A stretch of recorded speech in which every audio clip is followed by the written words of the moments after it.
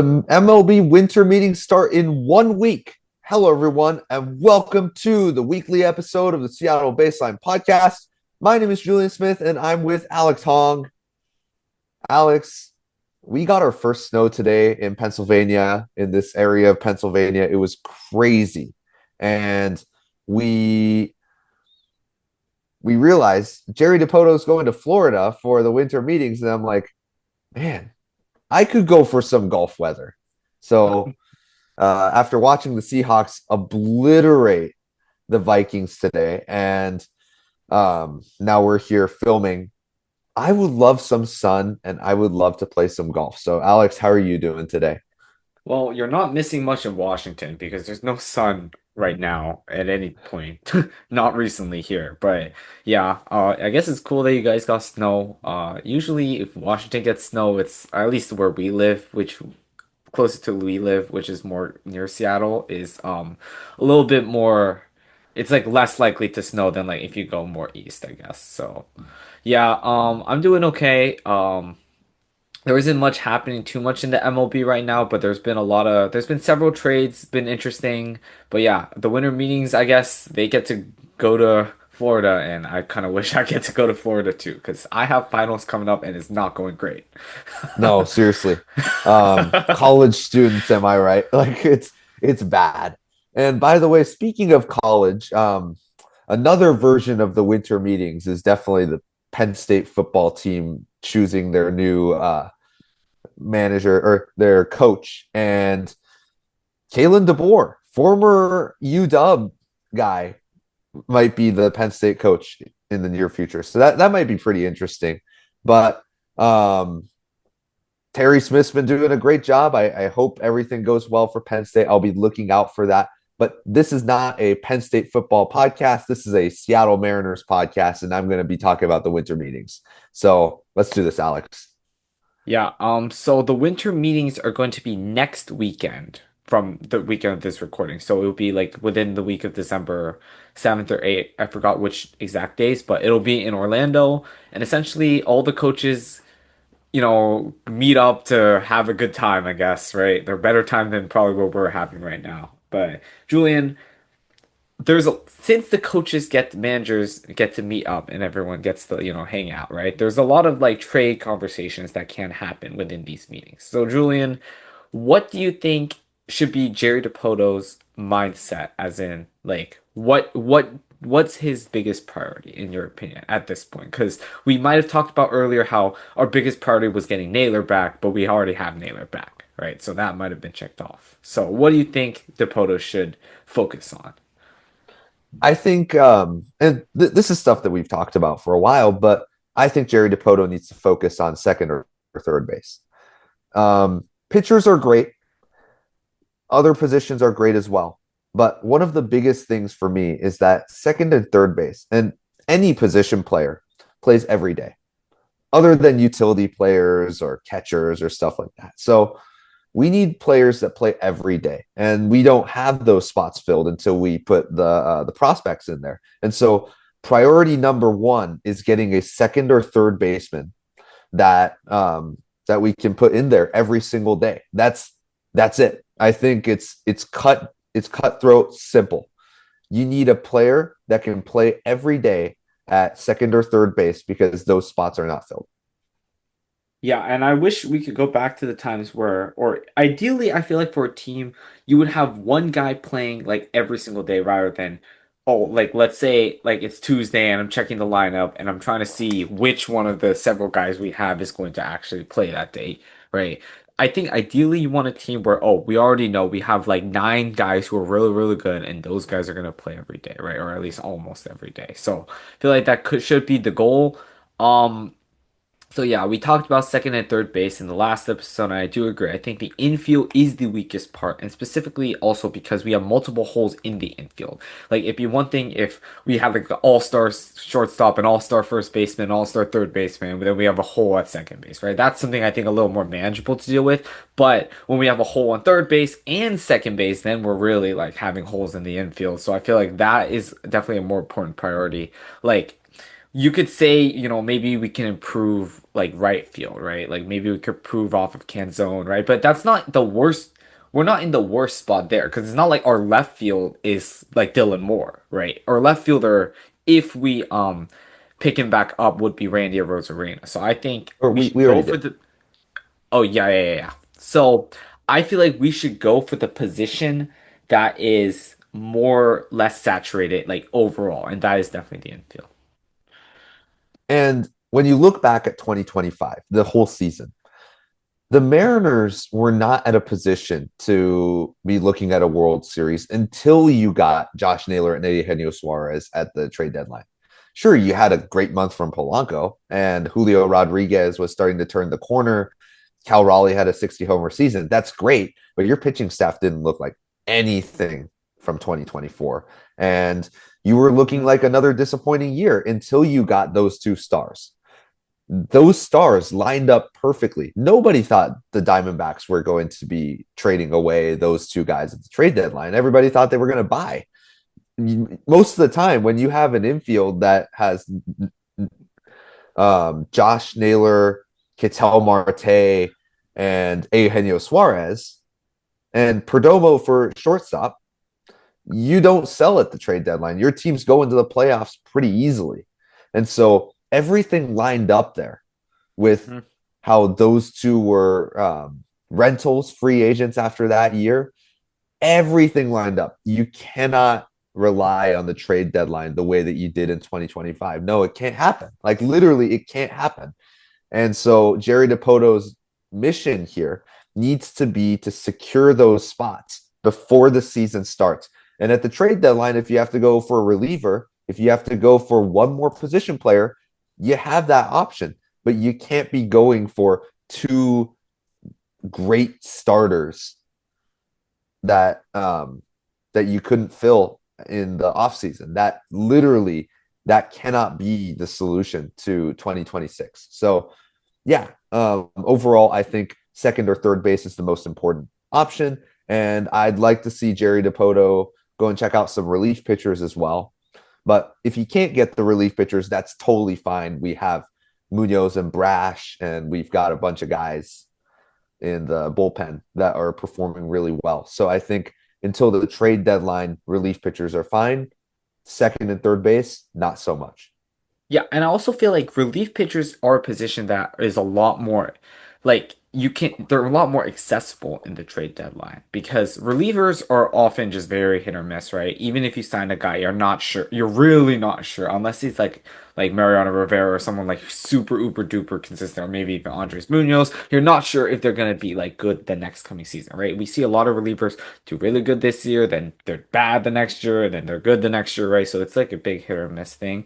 But and also teams are a lot more willing to sell their relievers, right, at the trade deadline. Like if you have a team who's doing terrible, like and like Chicago White Sox, let's say they somehow had a really good reliever, they're not winning anything, right? So they're more willing to ship him out of there, especially if he's gonna leave that year. And I think trading for relievers that are rentals is a lot better as well because I mean, relief pitchers often come and go. You're not going to have the same bullpen every year, right? So, like I said, I think settling for relievers in the trade deadline is okay, but settling for position players is not. We should not be using the trade deadline as a method to improve our team per se, like the only method to improve our team. The trade deadline should realistically be used as like a last resort, like last minute boost to your team to try to make a run. It should not be the method to acquire. Like your goal to acquire good players is through the trade deadline. If that is your goal, that is a bad goal to have. So yeah. I think we could go over several specific relievers though, Julian, that we could sign if we do choose to sign relievers before the season starts. So throughout the league, there has been some signings done, right? Ryan Helsley, he just signed a 2-year deal with Baltimore the other day for 2 years, $28 million. So he's off the board, right? But there still is a lot of good players off the board, ranging from really, really good to like pretty good, right? So the top of the market would actually be a former Mariner, and that is Edwin Diaz. So, Julian, do you have any interest in bringing in Edwin Diaz, considering what his price is going to be? Oh, absolutely. Anything. So I get that the Mariners are probably not going to pay the cost for Edwin Diaz. And your question of are we going to sign Edwin Diaz? No, but do I have any interest in him? Absolutely. This guy's one of the best relievers in baseball. And so he's a great player. He has his on and off years. Every other year he seems to be really solid, but he's his odd years are 1 point something ERA years. And I think Edwin Diaz is a massive upgrade. And if you're looking for relief pitching specifically and giving Andres Munoz more rest, because many of these years that the Mariners have gone into, not gone into the playoffs, but gone pretty far and almost to the playoffs, Andres Munoz has been tired at the end of the season because they use him, they overuse him almost every year. And this if you can get Edwin Diaz, what that does is now you've got two guys at the top end of your bullpen, and maybe Edwin Diaz is even better than Andres Munoz, and that's where the differences start to be made. Now Andres Munoz doesn't have to take that role as the closer. You can put him as the setup guy, like the Matt Brash, and then you've got three guys that just obliterate your opponent's offense for 3 innings. Yeah, so that is definitely an option. He is a little bit on the older side. He is around like I think he just turned 30 or maybe he's 31 around somewhere around that range. It isn't that bad, but he's has been in the league for a while. So he would be decently expensive. Another guy that I think would be decently expensive is Devin Williams, and he's a very interesting scenario because when he was with the Milwaukee, right, he was really good, like really good. He had like one like under two ERA seasons for a while. But then with the Yankees last year, he was not good. Like definitionally not good, objectively bad, right? I mean, people give a lot of slack for Aaron Boone for his bad bullpen management, but I'm gonna be honest, from his perspective, I don't know like what he would have done because all his relievers were playing bad. So I actually don't think Aaron Boone is completely at fault for like mishandling the bullpen. But yeah, Devin Williams, it's very interesting because I feel like with him, I tell you about how relievers have these fluky years and these like off years. There's a lot of variance because they're not pitching that much, right? They're not pitching that many innings. Maybe last year was a bad year and he's actually just really good like he was in Milwaukee. So Julian, would you be interested in Devin Williams? And when I mean interested, I mean more like willing to sign because I feel like he's still going to be pretty expensive. Not as expensive as Diaz, but considering how he played really well in the past in Milwaukee, where he had like I think he had 3 years of under two ERA. So this was a really good reliever for Milwaukee. So my question is, are you going to be willing to sign him for a price that's still pretty expensive, at least in my eyes? Um, how expensive are we talking? Are we talking Well, ten this million is an dollars? interesting question. How much are you willing to pay for him? Because Yeah. let's say Devin Williams is like, hey, I had a bad year in the Bronx, right? But look at me before, right?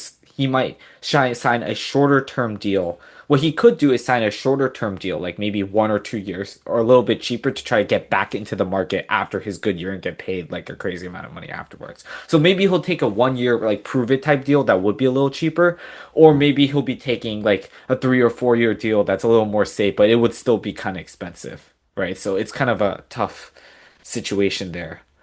I personally, I'm not sure. I feel like if he asked for like $15 million, there might be a No. team that maybe there's a team willing to pay him, but I feel like that is a little too much.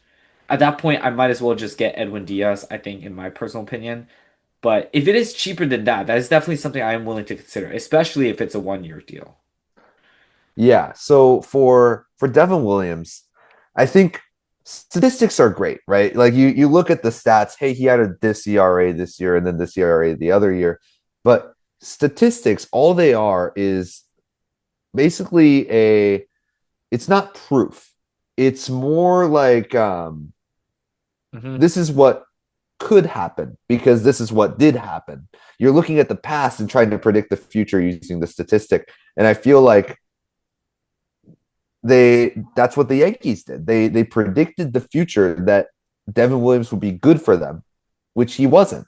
And so I think the Mariners should be signing him to a prove it type deal. There's no reason for Devin Williams to ask for $15 million after putting up a 4.5 ERA season. Mhm. And so I think if he asks for $7 million or $8 million, I am willing to sign Devin Williams. But as I said before, like same thing with Edwin Diaz, and I forgot to mention this earlier, but Edwin Diaz and Devin Williams, they're relief pitchers. Their priority comes after second and third base, and so if these two guys, if signing these two guys hinders you from the ability to go sign a everyday second or third baseman, nope, you shouldn't do it. But I think with Edwin Diaz, that's more of like a fun story. Like you want Edwin Diaz. This guy would be super good for the team. But I think Devin Williams is more of the realistic choice. I think the sign for 1 year, prove it deal with Devin Williams would be really solid. I think would that's what would leave the Mariners with enough resources to go trade or sign a second or third baseman. And so I like the Devin Williams idea. I think the Edwin Diaz idea, that's more of a fantasy thing. That's more of a like, yeah, we're just having a good time talking about him. Yeah, I feel like the Dodgers are gonna throw in a ton of money to try to get Diaz, right? Because they need bullpen help for sure. I think your estimation of Devin Williams is a little too cheap. He made $8.6 million in arbitration last year, and I'm very certain he wants to make more than he made in the arbitration. I feel like there is a team that's going to be willing to pay him, especially with how aggressive teams are nowadays. I feel like there are going to be teams willing to pay him more than that. So I think Devin Williams, I'm not sure at what price point you're willing to do Devin Williams, but I feel like there are going to be teams willing to sign him because of how good he was in Milwaukee. And I told you, like, people have these bad years like, it's not very uncommon, right, for players to have bad years, right? Although his year last year was really, really bad. I feel like there are going to be teams willing to take the risk and maybe give him more money. So then the Mariners would. And the Mariners don't spend nearly as much, right? We never go for like the top free agents, right? So Yeah. that kind of might be a little bit out of the question. Wait, sorry, my camera there. Like something happened with my camera. I was wondering if you saw it. No, it's fine. You can continue. Okay. Yeah. Um, well, Devin Williams, I think, is an interesting player because he's very different from what the Mariners usually do. And the Mariners, if you look at Andres Munoz, if you look at Matt Brash, if you look at all these guys that are in the bullpen, it's sinker slider or Hmm. fastball slider. This guy has more of a changeup. And I think that's something the Mariners don't have in their bullpen. And it would be really interesting to see it. Devin Williams, one big concern is that his fastball doesn't get as much, what's it called? Not just Like swing and miss, but his run. fastball doesn't get much value Yeah, in run terms value. of pitches Hmm. in compared to a bunch of other pitchers. Even though he throws it really fast, it doesn't get as much value because it doesn't get that movement that other fastballs get. But the changeup is where you're paying him. This is the pitch that you're looking at and saying this guy could be the star of our bullpen. And so I don't think Devin Williams will cost more than $8 or $9 million. At the most, I think Mm. it's 10. I just don't see it happening. And if it does, then he's all yours. You know, like I'm not willing to pay him more than $10 million with the season he just had. Yeah, it is definitely a big risk, and yeah, that you do bring up an interesting point how he's a lot different than the other Mariners relievers, right? We have Andres Munoz who relies on his like fastball slider, Matt Brash very much relies on his slider, right? And so he would be a lot different, I guess, but I'm not sure. I'm not like the biggest fan of Devin Williams. I do think he is really good, but yeah, it is like a tough risk to say, right? Or if we're gonna spend however much money it costs on Devin Williams, does that mean we're sacrificing second or third base? If the answer is yes to that question, then I do not want to do that. If we can still somehow address second and third base or however means the rest of the offseason, and we just sign, I guess, Devin Williams as like a bonus, then that's okay with me. But I feel like overall we should prioritize signing like the other positions, and then we can worry about relievers either at the trade deadline or like try to we could develop some guys, right? It's a lot easier to get better relievers, at least in my eyes, than it is getting better position players like from like nowhere. So yeah, I think overall, with the reliever market, our bullpen, I actually think it's very top heavy, but it is very good. It'd be one thing if we had like four mediocre guys and everyone else is bad, right? But we kind of had a situation where we had like two like really, really good guys and then like two pretty good guys and then maybe like another good guy that everyone else was kind of bad, right? So it's a little different in that category because at least we were top heavy to where we had players, right, to rely on. Like if our starters went to 7 innings, then we would be able to close out the game. So. Right, that the adding more relievers kind of solves the problem of if we had like our starter only went like 3 or 4 innings, like are we definitely losing the rest of the game or like can our relievers keep us in? So it's kind of like a little more of a niche scenario. So I feel like we shouldn't prioritize the relievers too much. It should definitely be like a thought process. It's not like, oh, let's not even touch, pitching for the off season. That's not the mentality they should have. But I feel like once you get all your other needs done, then you can worry about the bullpen, is how I see it. Yeah, absolutely. And this is something that Jerry Dipoto is going to have to think about while eating his lobsters in Florida. And I think, Yeah. yeah.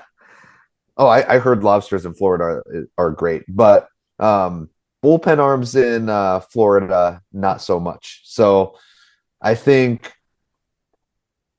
in terms of what we can do with the bullpen, as you just said, you have if you could sign him and get somebody in the position player route, go ahead.